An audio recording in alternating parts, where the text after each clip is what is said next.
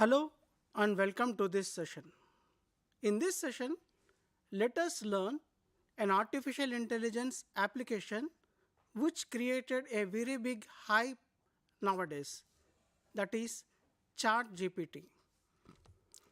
So before moving on to the ChatGPT, let us focus on chatbots.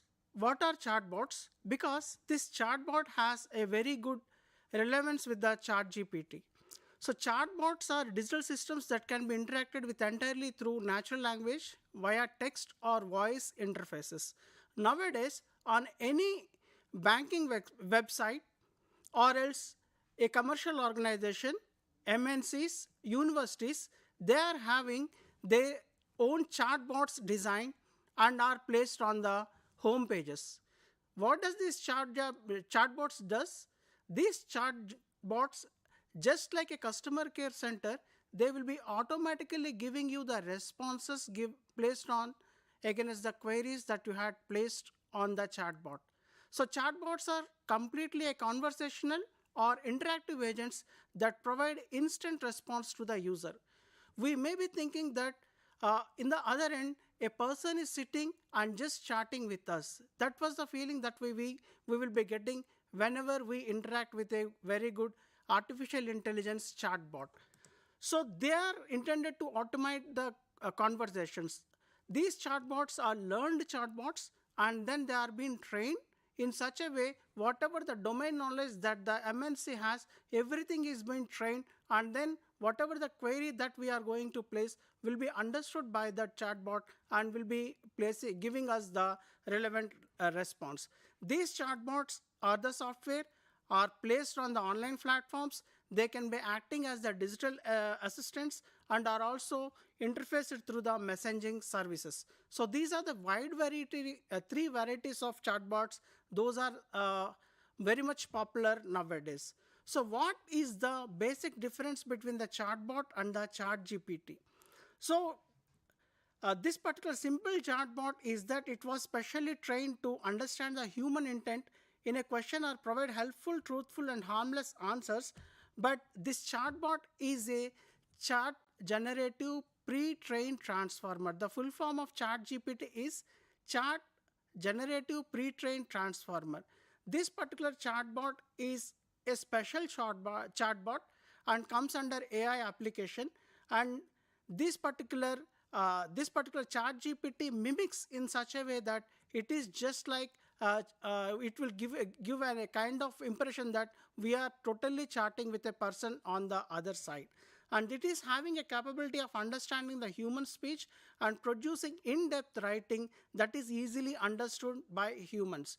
So this particular chatbot is not only trained to particular organization, MNC, or any banking domain. However, this is a generic kind of training given to the chat GPT by OpenAI so that it can work wonders.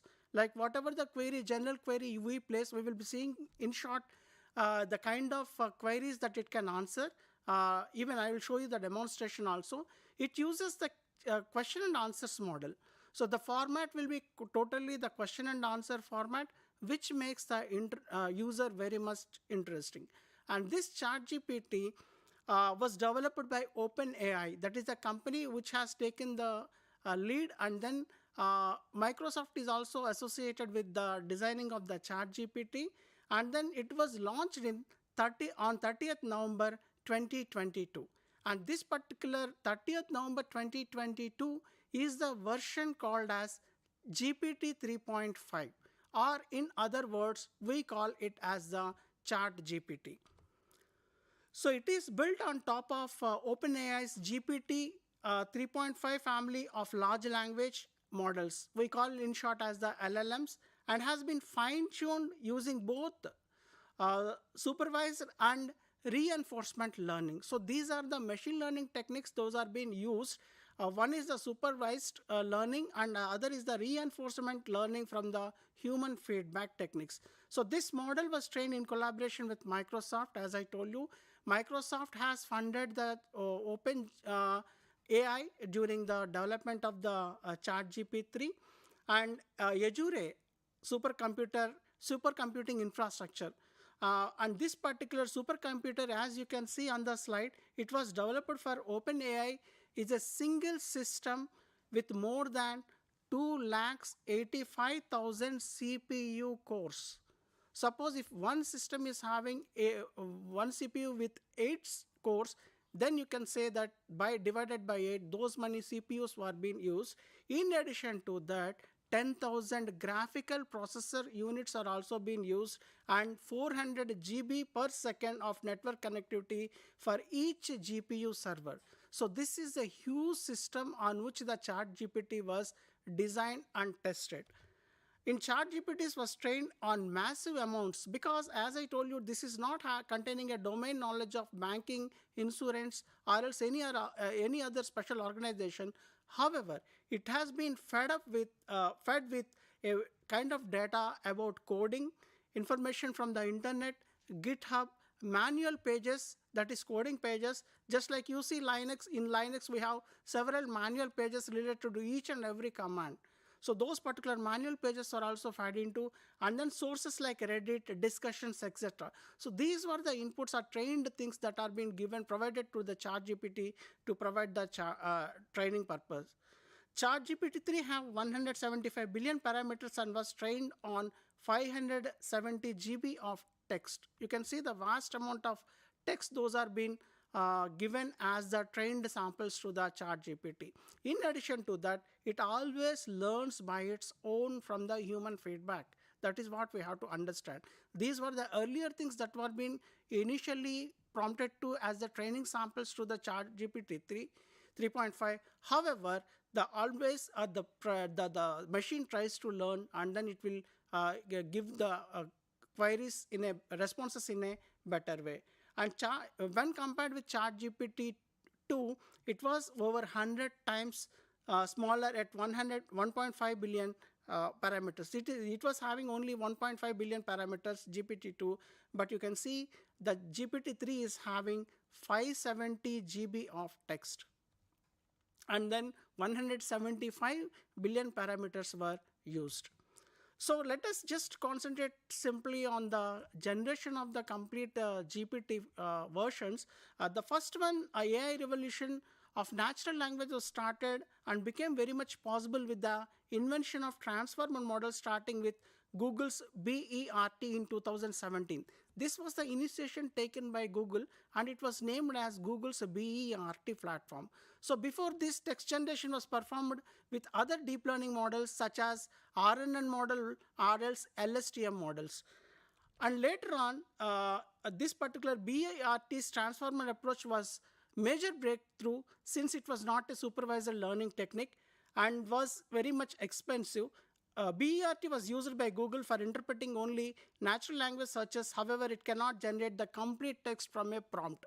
Like in the ChatGPT 3, as you can see, you just give you a query, or else you place that a kind of suggestion for a response. It automatically generates the whole paragraphs, mainly maybe running to 3,000 to 6,000 words. But earlier, for the BERT, it was not the case. It used to only give the kind of words just like whatever that we had searched against. Then comes, after the Google's BERT, the next thing that has taken place in this context is the GPT-1. That is the version 1 of GPT, and this has taken place in 2018. OpenAI has published a paper called as Improving Language Understanding by Generative Pre-training. So this was given in the form of a research paper about using the NLP understanding using their GPT-1 language model. And this model was not being released onto the web platform. However, it remained just like a proof of concept and was not released publicly. There was tests going on. However, this particular GPT-1 hasn't been placed just like a web application. When it comes to the GPT-2, it has come up in 2019, and OpenAI has published once again a good paper with the title Language Models are Unsupervised Multitask Learners. And this was the latest model that they had designed, and this time the model was able to the machine learning community and found some adoption for text generation tasks. So you can call GPT-2 a kind of generative kind of platform which has given the impetus to the GPT-3. And in GPT-3 was started in 2020, and AI has once again published a research paper with title Language Models and Few Short Learners. So this was the paper which is available on the internet also, you can go through. And this exactly touched upon the complete concept of the generative kind of model. And this model has 100 times more parameters than the GPT-2 and was trained on even larger text data set, resulting in better model performance. And this has come up as a web-based application. It has very short existence on the web base. However, the 3.5, that is what we are talking about. It has come up in the November 2022, which created a kind of very much hype. And it's when we compare the performance of GPT 3.5 against to the earlier versions, it is working very fine. And then GPT 3.5, as it has taken a kind of conversational interface, so it is called as Chat GPT. You can call the version as GPT 3.5, or else you can call it as Chat GPT. And then this particular Chat GPT became the fastest growing web application ever. So it has, when it was launched in November end 2022, now it has reached 100 million users in just 2 months. Like when we calculate till January end, it has crossed 100 million users for a simple web application. Then comes the next version called as GPT-4, which is not only having the textual kind of thing, it is also having a kind of image taking or else image displays. So this particular GPT is the present version that is happening. One major change in the GPT-4 can use image inputs and the text also. GPT 3.5 was only working with the text. However, you can give a simple image as the input to the GPT-4, and it will automatically give you a generative kind of text. Users can specify any vision or language task by entering interspersed text and images. So just have a look onto the stats of ChatGPT. 13 million individual active users visited ChatGPT per day as on January 2023. So these were some of the stats you can see on the slide. And then $20 million is the revenue expected by the OpenAI by the end of year 2023. ChatGPT owner OpenAI, which predicted that there will be able to generate a revenue of $1 billion by the end of the year 2024. So this is the kind of income that would be generated by OpenAI with the help of the Chat 3.5 as well as with the 4 versions. So OpenAI is nothing but it is just like a company, an MNC. It is American-based artificial intelligence, San Francisco-based company, and this is very much famous for the application called as DAL-E, deep learning model that generates images from the text instructions given as prompts. Suppose if you are trying to search for a simple image, so give the text to this a sunrise. Just you put the text a string called as sunrise, a photograph, an image of sunrise. So automatically it understands that the language, and then it automatically gives you the image of sunrise. So this is how the DAL-E application works, and this was the first attempt or application designed by OpenAI, and later on it has come up with the ChatGPT versions. The CEO is Sam Altman, who previously was the president of Y Combinator, and then there is a role or else a complete support from Microsoft also. Microsoft partnered with the OpenAI and invested amount of $1 billion to the ChatGPT 3.5 and 4 versions. So we can say that they jointly developed the Azure AI platform. And then many of our learners is having a question, is ChatGPT free of cost, or else whether we have to pay to it? Some part of ChatGPT is free, and then suppose if you wish to pay a subscription of $20 per month, once again a paid version of GPT can be used. While people do not have to intend to pay for the price of using it, it can have the free version also, and it currently doesn't have any apps. Many apps were there, however, they had taken the APIs from the ChatGPT-3 and then they had prepared the apps. However, they themselves doesn't have any kind of original app of ChatGPT. So on the slide, I had shown you how to access the ChatGPT.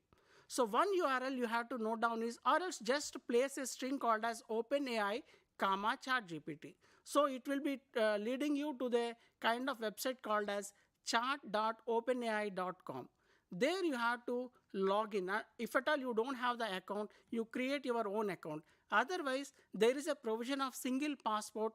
Like if you have an account of Gmail, then it also works very much fine. Google account is there, then it also works very much fine. So with the Gmail's account or else Google account, you can directly log on to the ChatGPT. So sign up on this particular website by entering your full name, verify your account through a code sent to your email address. Then you click on to that particular email address as a kind of response, so that automatically it will authorize you, and then it will be able to provide you the login credentials. Once the verification is completed from your end, you can begin using it. So what kind of queries will it answer? There is a big question. So you can write computer codes like Python code, write a program to generate even numbers till 1000, 0 to 1000. So automatically it will generate you the complete Python code. Not only Python, it can generate the HTML, it can generate the JSP, it can generate the C programming, C++ programming, Java code, whatnot. So many of the developers, software developers, nowadays they are not directly going on to the GitHub for the support and cooperation. However, they are directly logging on to the ChatGPT and they are trying to see how it is going to generate the code for them. And then it can do the translations part, it can debug, recommend you the songs, party ideas, write a compelling poem or phrase, help you prepare for a law examination. So there are several kinds of things which each and every learner can try. There are several kinds of ideas. If at all you have your own idea, then also you can directly put on, or else create a project for me to directly place for a kind of any application, computer science application, and then automatically it will provide you. Suppose if you wish to take some sort of startup idea, then also you put on to the ChatGPT interface, so that it will obviously creates you and generates a text, and it gives you a startup idea also. So there is a confusion between the Google search and the ChatGPT. Google search is a search engine, while ChatGPT is a automatic generative text kind of application. So you should not confuse with the Google search with the ChatGPT. Google search will list you, once you place the string, the kinds of websites or wherever the string is been matching, then it will displace and then you can find out the text that is relevant to you. But ChatGPT, once you give the query, it automatically responds to the query. I am not saying that that particular generated text is 100% true. However, you can verify it by your own common sense or against to any book that is available. Most of the times it gives a correct text. However, sometimes it fails also. So sometimes you get a kind of prompt called as ChatGPT is at capacity right now. So this is the prompt that most of the users are getting currently. So this particular prompt is nothing but the capacity, whatever the huge system, the supercomputer that is there, it is the beyond capacity and it is unable to take the query that is placed by you. And you have to wait for some time. Once some users log out from the system, it will give you a chance to put the queries. So these are the error codes. If at all you get the error codes like this, you have to think that you should not think that it is not working. However, you have to wait and once again you have to try. Then Google, when compared to the ChatGPT is the product of OpenAI, and also the parallel product that has been come up with from the Google is the Bard AI, Google Bard AI. So they are also coming with the similar kind of platform from the Google. So it also serves the same purpose of GPT 3.5 or 4. So there are some other alternatives. Replica is one alternative, Chartsonic, Microsoft Bing, likewise. So as I told you, it can generate the essays, it can create lesson plans, it can design an outline for a class, it can generate learning objectives to the unit, it can design quiz text questions, it can write a script for a podcast or video, it can write you emails, it can do coding using programming languages, it can evaluate, it can generate the MCQs, it can generate the poems, it can generate the stories. So what not? It is whatever the like prompt that you give there, automatically it generates and then it gives you the thing. It can help you in writing the blogs. It can help you in designing a rubrics. It can provide directions for a learning activity. It can generate discussion prompts for class. It can design maths and science word problems. It can role play class scenarios. So the list is never ending. Whatever you wish to experiment with, you do your experimentation on the interface so that it will give you the idea. So this is the open page. I had given you the screenshot, chat.openai.com/chat. So this is the open page and it is having a very clear cut minimum interface with a clean and neat interface. That too, it works in two modes. One is the night mode and one is the bright mode. And then this is the night mode. I had taken the screenshot and that is the text box. You can see this is the simple text box where in which you can place your suggestion, question, or else writing of any suggesting the chat GPT to give you an email or else a vote of thanks, whatever the case may be, or else you can generate a rubric, you can generate a project, whatever the case may be, that you have to place it on the text box and it will give you. This is the interface. You can see I had put what is IoT there and then it has automatically generated the kind of text. So I'll go through just in 2 seconds. This is the Bing browser which has combined with the ChatGPT 3.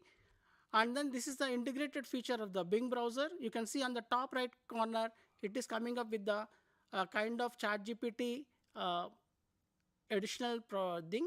And then you can create a blog. This is the rubric. Just I'll show you one simple thing. I had already logged into the system.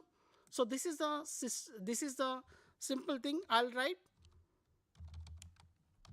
a simple project for a video project on IoT. You can see here, it is automatically giving you the complete idea, the materials that you are required, the steps that you have to write, the steps that you have to connect. I had given you a simple application. So this is nothing but it is giving you the complete application, a project idea, and then it is giving you the text that is being generated. Then I'll write a poem on sunset. So directly it is giving you, it is not copying from anywhere. It is automatically using the AI tools. It is automatically generating the text. It is not copying from anywhere, not from any website. So this is how this particular ChatGPT works. You can experiment with.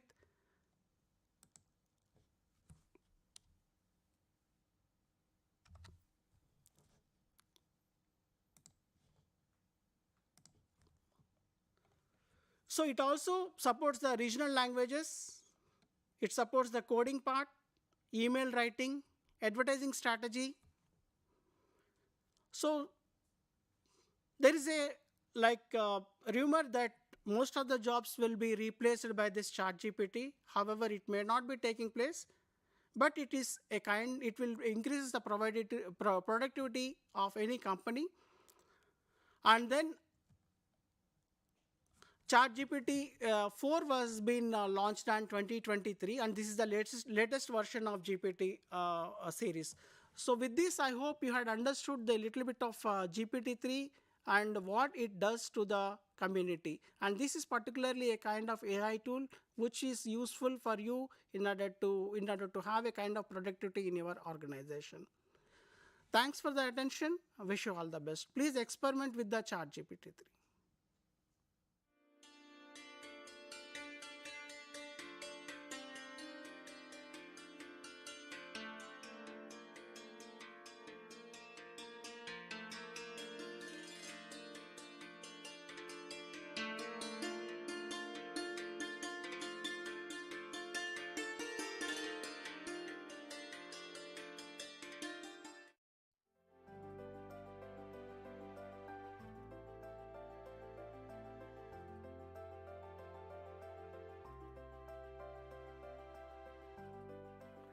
We wear clothes on a daily basis. But have we ever wondered, where do our clothes come from? Who makes our clothing? And who are the people and the process